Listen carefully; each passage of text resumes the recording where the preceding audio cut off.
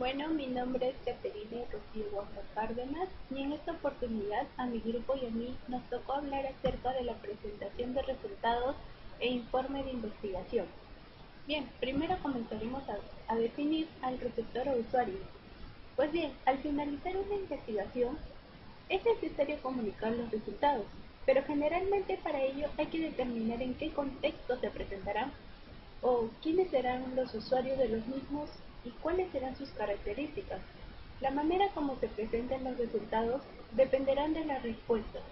En general, hay dos tipos de contextos en los cuales pueden presentarse los resultados de una investigación, como puede ser el contexto académico y el contexto no académico.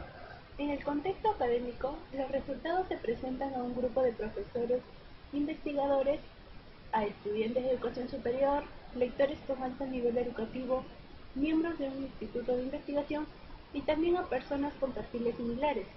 Este contexto es el que caracteriza a las tesis doctorales, a los artículos para publicación en revistas científicas y también a estudios para agencias gubernamentales y libros que reporten investigaciones. En el contexto no académico, los resultados se presentan con fines comerciales o al público en general, como por ejemplo aquellos lectores de un periódico o revista, o a personas con menores conocimientos de investigación. Pero en ambos contextos se presenta un informe de investigación, pero su formato, naturaleza y extensión generalmente son diferentes. El informe de investigación es un documento donde se describe el estudio realizado, como por ejemplo qué investigación se llevó a cabo o cómo se realizó o qué resultados y qué conclusiones se obtuvieron.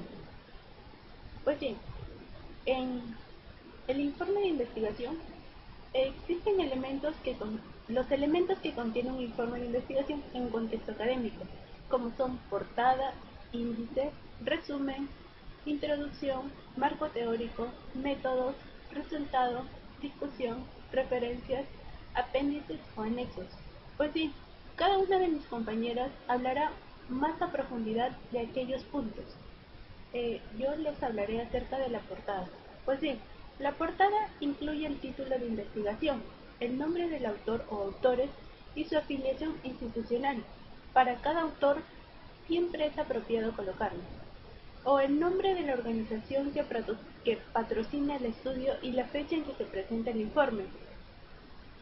El título debe ser autónomo, comunicar la importancia de la idea y sintetizar el contenido del informe. En pocas palabras, debe ser conciso y explicativo. En el caso de las tesis doctorales, las portadas varían según los lineamientos establecidos para la autoridad pública o institución de educación superior correspondiente. En esta oportunidad vamos a hablar sobre la presentación de resultados e informe de investigación científica, de los cuales yo les voy a hablar sobre el índice, el resumen, la introducción y el marco teórico. En lo que tenemos del índice, el índice viene a ser la estructura de datos. ¿Qué quiere decir esto? Que viene a ser lo que es el contenido de una manera ordenada. Esto nos va a permitir encontrar de una manera ordenada la información que necesitamos en el momento. Por ejemplo, aquí tenemos lo que es el contenido, que es el índice, obviamente, que nos va a poner aquí lo que es el 1, planteamiento de problema. Obviamente que aquí le falta poner los puntitos y poner en qué hoja o en qué número de páginas se va a encontrar, al igual que marco teórico, entre otras cosas. En sí, el índice viene a ser lo que es un esquema en el cual vamos a ir desde cómo se describe lo que es un trabajo de investigación hasta lo que son los resultados, incluyendo después lo que son las referencias bibliográficas y lo que son los anexos. En el resumen tenemos que es una síntesis del contenido esencial del informe de investigación. El resumen va a constar de lo que es el objetivo, la descripción, el método, los resultados y las conclusiones. En este ejemplo que tenemos aquí, que es de la base Cielo, tenemos lo que es un artículo de una revista, en el cual tenemos un resumen aquí pequeño que nos dice de qué va a tratar lo que es el artículo que hemos seleccionado. En el segundo tenemos también de lo que es la revista Cielo, que es un artículo original en donde nos habla sobre la variación del pH por consumo de chocolate y su relación con el índice de higiene oral en adolescentes. Aquí, en este caso, tenemos el resumen en donde primero vamos a tener lo que es el objetivo de este estudio, luego la descripción nos va a hablar un poco de cómo se llevó a cabo. Después nos dice qué métodos se utilizó en este estudio, los resultados que se obtuvieron y por último las conclusiones que va a tener. Seguido tenemos lo que es la introducción. La introducción es un marco de referencia para el problema que se está estudiando o un contexto para la expresión del propósito de estudio. En él va a estar lo que es el propósito de la investigación, va a estar lo que es el planteamiento del problema, los objetivos y preguntas de investigación, también va a estar parte de la justificación, también vamos a tener lo que es el contexto general de la investigación, lo que son las variables, los términos de investigación, sus definiciones y las limitaciones de esta investigación. Tenemos un ejemplo de la introducción de un trabajo de investigación también sacada de la base Cielo, en donde nos habla más que todo sobre la definición de la variable principal, también nos habla sobre los antecedentes, algunos antecedentes que son mencionadas, nos dice también que este trabajo es una revisión bibliográfica y nos habla un poco del contexto que va a haber, que se va a tratar. En la siguiente es una introducción de un trabajo de investigación, en donde primero, como ya se dice, nos habla un poco de lo que son los antecedentes, también nos habla de la investigación en general, nos habla también de las variables, nos las menciona, también nos dice que según un análisis transversal, bueno, esto es otro antecedente también, y también tenemos lo que es el objetivo del presente trabajo, que aquí nos menciona, que es analizar la relación de los componentes salivales con la presentación de lesiones cariosas. Entonces, aquí, como ya habíamos hablado en la introducción, es más que todo vendría a ser como parte de un resumen, pero en donde además va a abarcar lo que son los objetivos, las variables, justificación, entre otros. Y por último tenemos lo que es el marco teórico. En el marco teórico nos dice que se van a desarrollar los estudios e investigaciones que van a servir como antecedentes y las teorías que se van a manejar. En sí, el marco teórico viene a ser lo que es la revisión de la literatura en general. Como podemos ver aquí en el mismo índice, nos va a decir que tenemos que en el marco teórico, según el contenido, nosotros tenemos que el marco teórico va a estar compuesto de lo que es las bases teóricas, los antecedentes, la justificación de la investigación y la hipótesis. Por lo tanto, cuando nosotros hablamos de lo que es el marco teórico, tenemos que tomar en cuenta lo que son las bases teóricas, los antecedentes, que van a ser los que nos van a servir para nuestra investigación, la justificación de nuestra investigación, que puede ser teórica, que puede ser práctica, clínica, entre otras, y la hipótesis. Para explicar más lo que es el marco teórico, tenemos algunos cuantos ejemplos que hemos separado. Bueno, en este caso tenemos lo que es una tesis para obtener el título profesional, que nos habla sobre la caries dental, el pH salival y niveles de Streptococcus mutans en adolescentes con síndrome de Down y adolescentes normales en Lima en el 2003.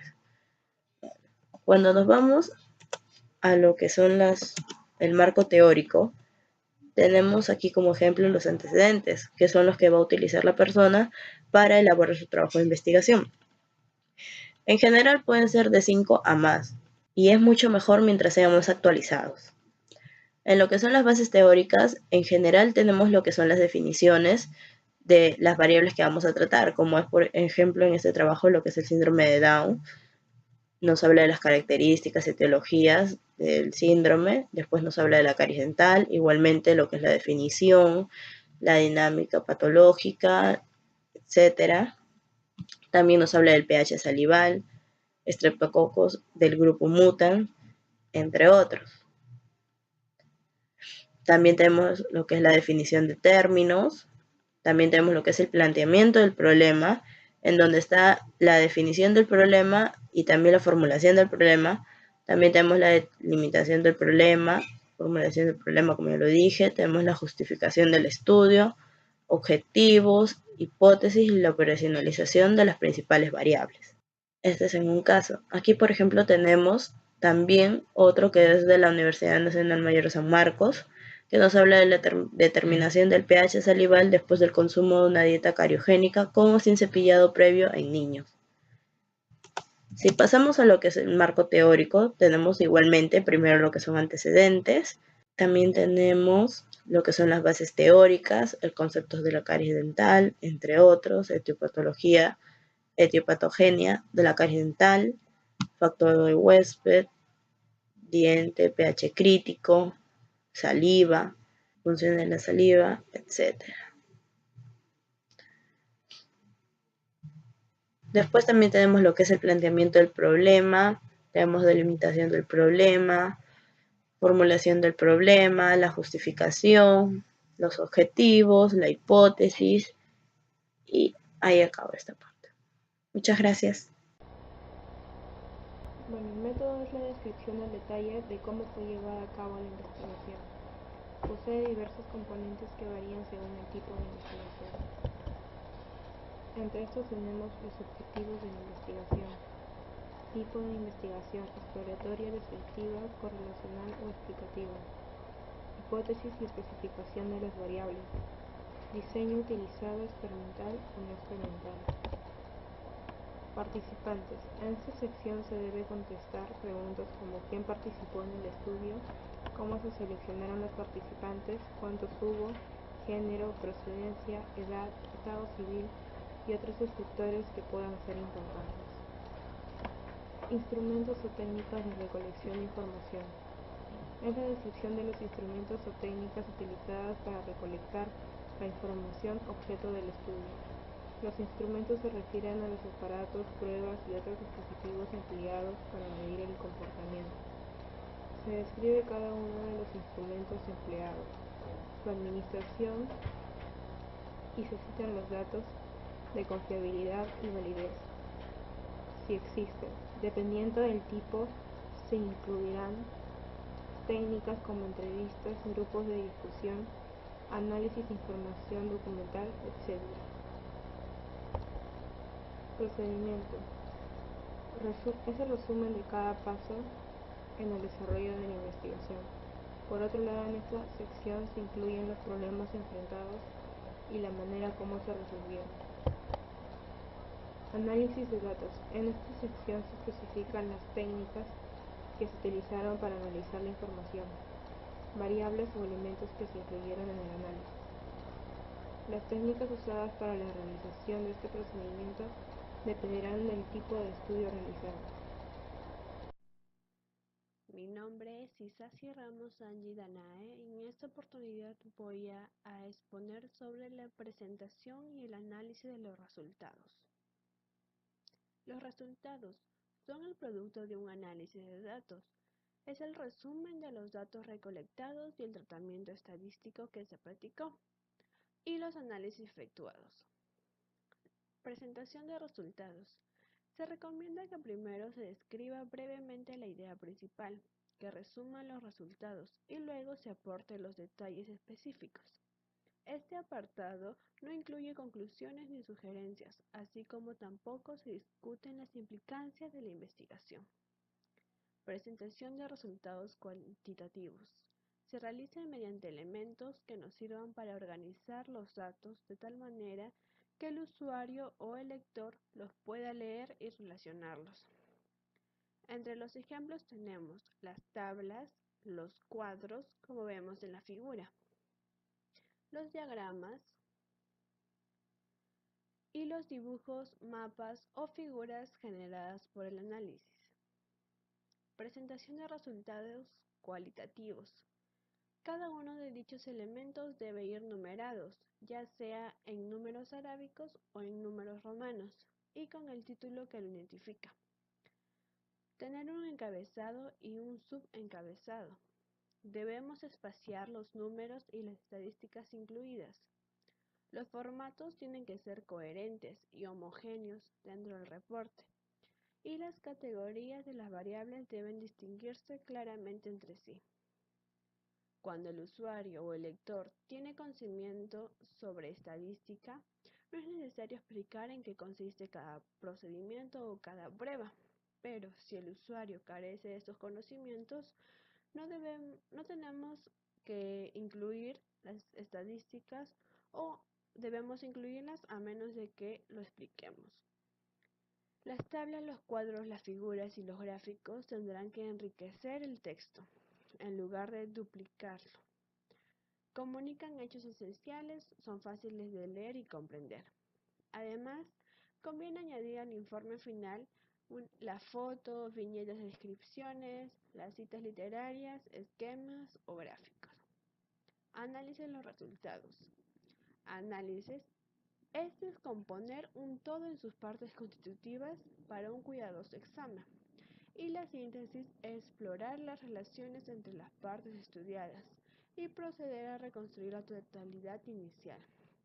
El análisis surge más del marco teórico trazado de que los datos concretos obtenidos.